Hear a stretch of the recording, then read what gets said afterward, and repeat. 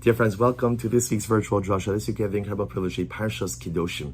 And I want to draw your attention to what I think is a fascinating detail in the Parsha. The Torah says as follows, Perek Yud Zayin, Pasuk Gimel, chapter 17, verse 3. Torah says as follows, Ish mi beis Yisrael asher yishchat shar o kesev o iz b'machane, o asher yishchat michutz lamachane.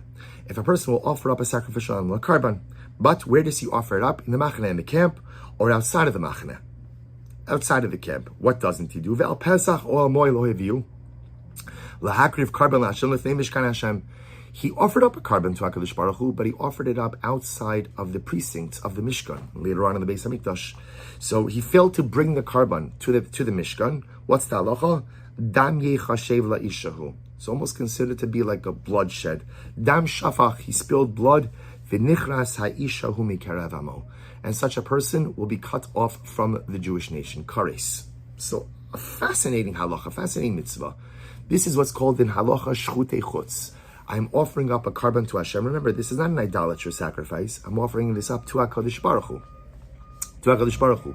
The difference just is whereas I'm supposed to bring it to the confines of the Mishkan or later on to the Beis HaMikdash, I offer this up in my backyard or somewhere else. It doesn't really matter where. What matters more is where it's not. It's not in the Mishkan. It's not in the Beis HaMikdash. So the Torah says if you do this, it's a very serious transgression. And if you do that, it's ki'ilu. It's as if a person has shed blood. And the punishment for this is spiritual excommunication, kares, one of the most severe penalties we have. And of course, on the most basic level, what is the Torah sensitizing us to? Here you think about this. The guy, we'll call him Ruvain, right? The guy in this pasuk, he's trying to do good. He's trying to offer up a karban to HaKadosh Baruch Hu. Like I said, this isn't idolatrous. This is service of God. Torah is teaching us service of God has to take place in a framework. Yiddishkeit is a box.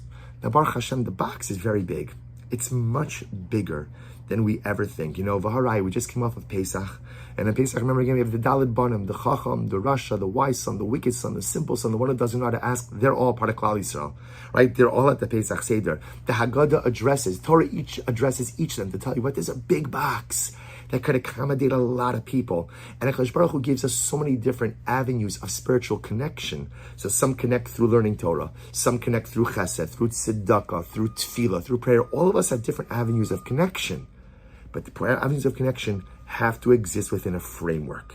If there's not a framework, if there's not a box, and if there's not some level of rigidity to the framework, and everyone does whatever they want, then that fundamentally erodes at the fabric of the covenantal relationship. Then before I know it, I'm doing whatever I want, but whatever I want is not what God wants. So suddenly again, there's no longer service of God, there's service of the self.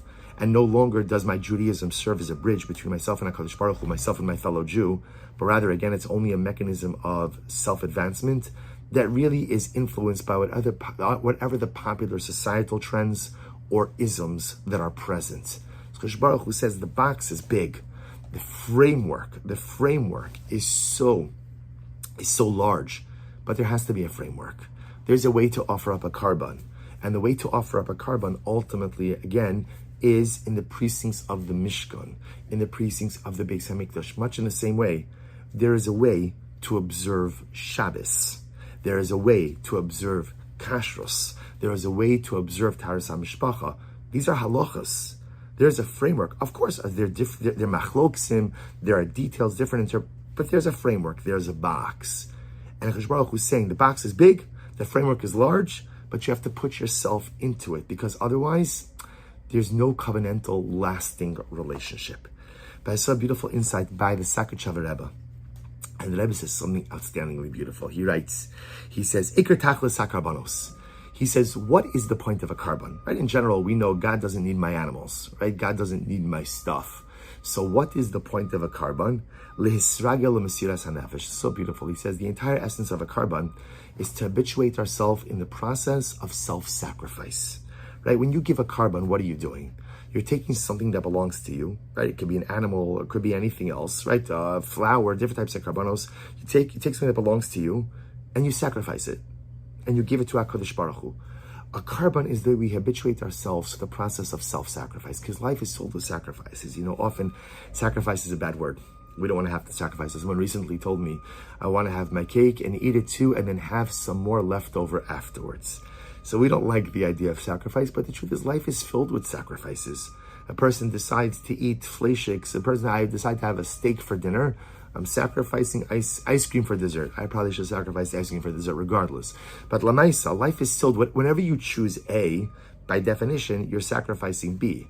That's just the way life works. Everyday life is filled with dramatic or I should say undramatic and maybe unimportant sacrifices. But then life is also filled with dramatic and important sacrifices. And says the Acharei Rebbe, the entire essence of a carbon is to teach us the concept of mesiras nefesh, the concept that you have to learn to sacrifice. But he says something amazing.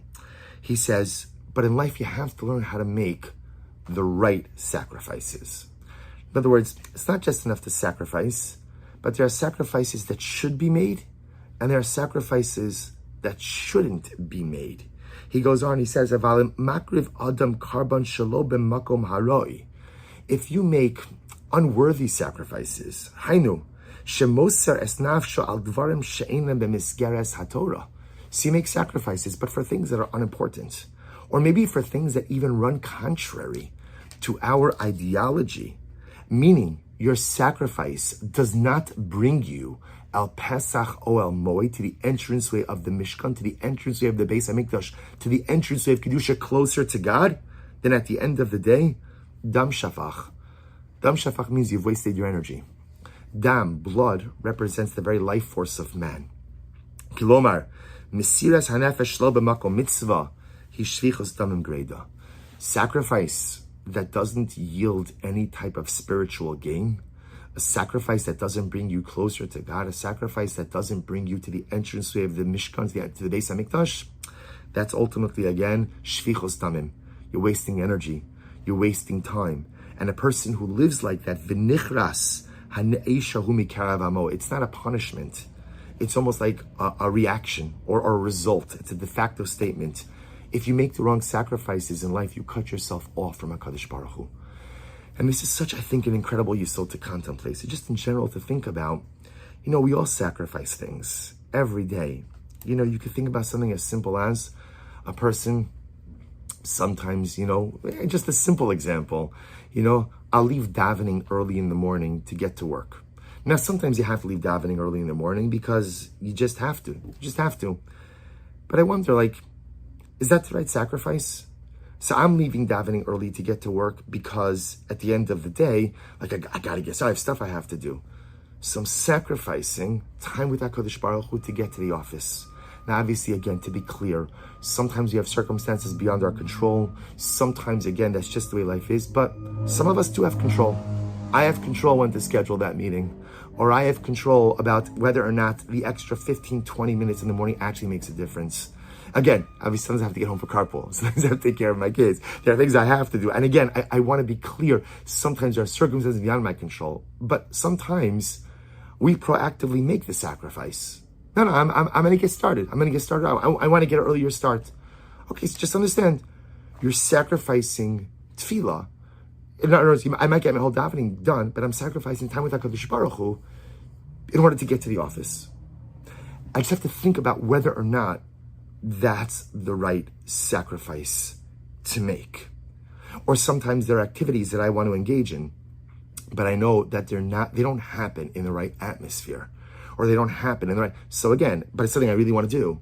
But just understand, if you really do it, whatever the it is, I'm giving up, I'm sacrificing things from within myself for this. So maybe the sacrifice is worth it, maybe it's not worth it, but it's something to be contemplative of. And I think, something I've been thinking about over the last couple of days in a very acute fashion. We've seen the overwhelming eruption of anti-Semitism on college campuses in a dramatic and overwhelming way. This is not about pro-Palestinian.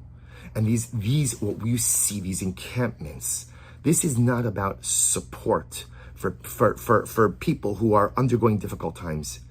This is rabid anti-Semitism. And to call it anything else is simply delusional. It is an opportunity to vent Jew hatred and it is an opportunity to go at, anti-Semitism, if you think about it, it's kind of been a little bit stunted over the years. You had to be careful after the Holocaust, and you had to be a little bit more careful. You had to be a little bit more guarded, because there was a certain sense of almost like global guilt over what happened. So it's been a while since there's been a good deluge of anti-Semitism. It's been a while since there's been like some really good, juicy Jew hatred for the world. The world is taking advantage of it. The opportunity came in Gaza. No one really cares about the Gazans. No one really cares about the Palestinian people. If they did, there are so many things you could do to help people if you're really concerned about helping. And camping out on college campuses does absolutely nothing for the plight of the Palestinian people, because it's not about them. It's about hatred for us. And dear friends, a lot of Jewish parents, still now and certainly throughout the years, have prided themselves on pushing their children to Ivy League schools. And the amount of sacrifice that goes into that. There's a financial sacrifice. Tuition is not cheap. Sometimes, again, parents even think about, what high school do I want to send my kid to? Maybe there's something that's a little better on the Yiddishkeit side, but they're not going to have the academics. They're not going to have this. Not going to get into Ivy League schools. Right? And now maybe my kid falls in love with Torah and I want them to learn a little bit longer. But you can't defer the Ivy League enrollment too long. However, maybe we have to start thinking about the sacrifices we make. And maybe we're making the wrong sacrifices. When the world rejects us, which is exactly what is happening now, and when these very institutions that Jews throughout the years have patronized are rejecting us, maybe it's just time to go ahead and recalibrate the sacrifices we're making. And again, I want to be clear, all for higher education. Why don't you go to college? If one is capable of getting a graduate degree and doing something with it, not just for the purpose of getting degrees, but doing something with it, absolutely, make a difference in the world.